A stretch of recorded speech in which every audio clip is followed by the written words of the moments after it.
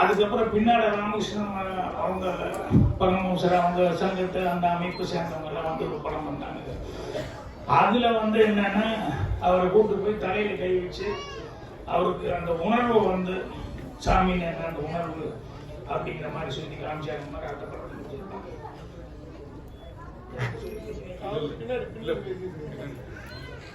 ஆனால் கடவுளையே அவர் குருநாதர் காமிச்சாரு, கடவுளையே பார்த்தாருன்னு சொன்னாங்க.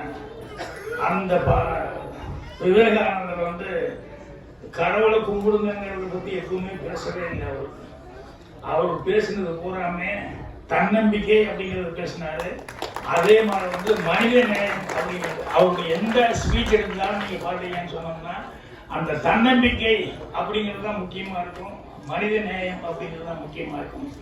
ஸோ அந்த மனித நேயம் தான் இந்த மனிதம் அப்படின்னு சொல்லிட்டு இப்போ கொஞ்சம் படமா எடுத்துட்டாங்க அப்படின்னு சொல்லும்போது அந்த கதையை பற்றி லேசா ஆரம்பிச்சாங்க விட்டாங்கன்னா படம் பார்க்கும்போது இன்ட்ரெஸ்ட் இருக்காது அப்படிங்கிறதுனால. ஸோ அந்த மனிதம் அப்படிங்கிறது வந்து எவ்வளவு தேவை இந்த மனித நேயம் அப்படிங்கிறது. ஏன்னா நம்மங்கிறது நம்ம மட்டுமே இல்லை. இப்போ ஒரு இன்சிடென்ட் கூட சொன்னேன். பாரிஸுக்கு பஸ்ஸில் போனோம்னா சீனரியெல்லாம் பார்த்துட்டு போகலான்னு சொல்லி அந்த ஹூவர் காப்னு அதில் வந்து லண்டன்லேருந்து போயிட்டு ஃபேமிலியோட பஸ்ஸில் ஏறி அப்படியே அந்த சீனரியெல்லாம் பார்த்துட்டு போகலான்னு பஸ் ஏறினா புறப்படும் போது கடைசி நேரத்தில் ஒரு அம்மா ஓடி வந்து ஏறுறாங்க. கண்டக்டர் கதவை சாத்துறாரு, வந்து ஒரு அம்மா ஏறுறாங்க.